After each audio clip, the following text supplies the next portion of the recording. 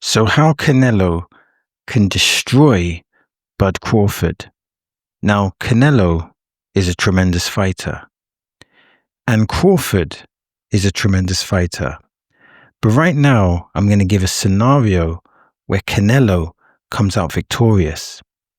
Now, the fight's momentum is developing, and Canelo is a machine. I think there's various instances where Canelo has shown that he has ferocious punching. One of the first references that comes to mind is the fight with Triple G. Let's paint the context.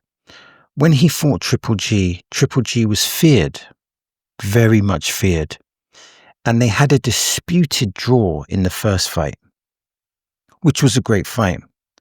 But in the second fight, Canelo made a transition. He stayed in the center of the ring, predominantly stayed in the center of the ring, and he commanded respect, and he punched ferociously, and he punched so hard that he got Triple G's respect, and effectively and respectively, Golovkin gave ground. And I think that was a significant turning point. That was a significant turning point in Canelo's career.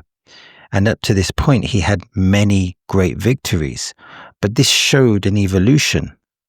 And I think this part of Canelo's career where he's really developed into a real strong puncher. Let's give another reference point. There's a few here. We've got the Billy Joe Saunders, Caleb Plant, and Amir Khan. Now, in the Amir Khan fight, there's some interesting things to state here. Number one, Amir Khan was using movement. He was, if my recollection serves me correctly, he was winning the fight.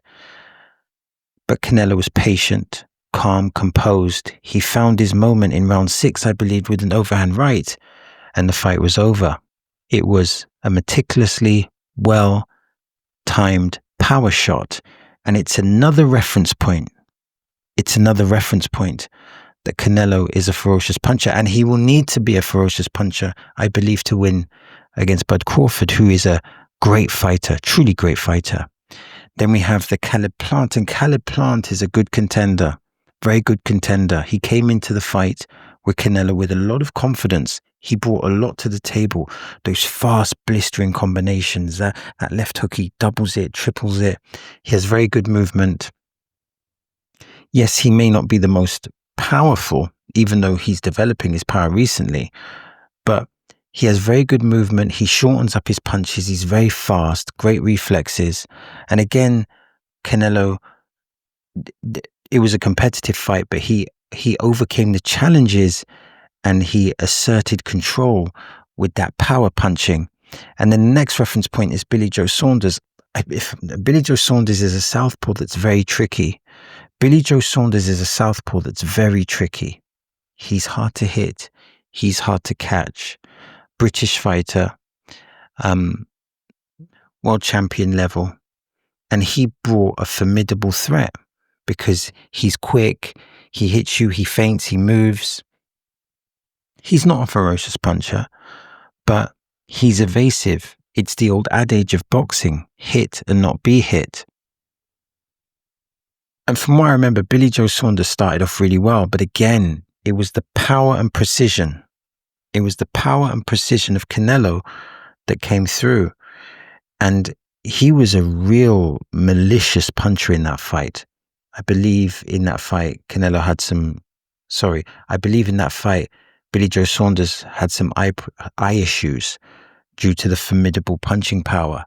And I think this formidable punching power with accuracy, because those both things have to come together, that's the thing that could cause Crawford some tremendous problems. Here's another premise. So the first premise for Canelo winning the fight spectacularly is that this ferocious punching power with accuracy is going to take effect. And we've had 4 reference points of that. The second premise is that some people are saying that Canelo's getting old in boxing terms and that this is showing in his recent performances. But here's another perspective. maybe Canelo's not getting old in boxing terms. Maybe he's deeply unmotivated.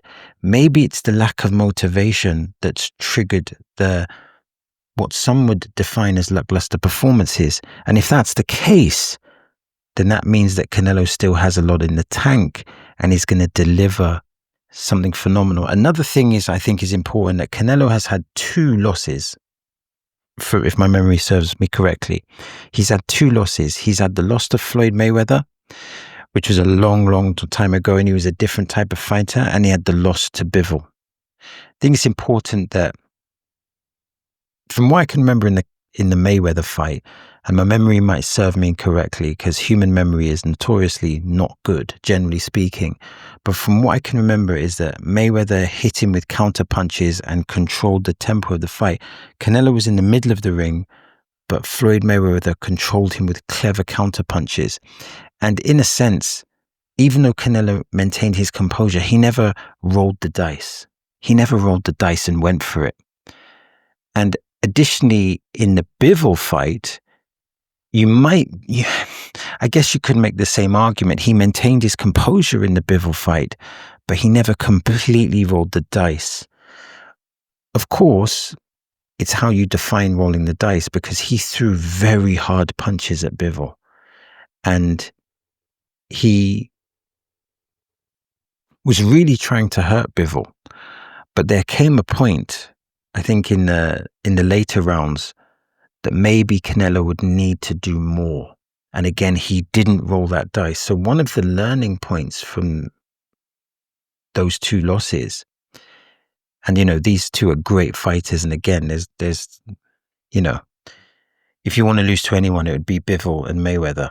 But one of the reference points could be that if the fight is competitive, is Canelo able to take it to the next level? Is he able to transcend and up the work rate?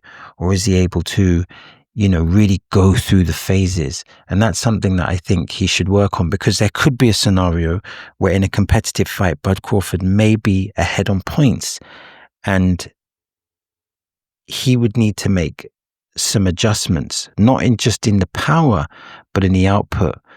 But if they're looking at this and they're studying the tapes, then perhaps Canelo can do this. Here's another thing that I think could be very significant in this fight. Can Bud Crawford handle the power, but can he handle the left hook to the body with the added weight? Can he handle the left hook to the body with the added weight?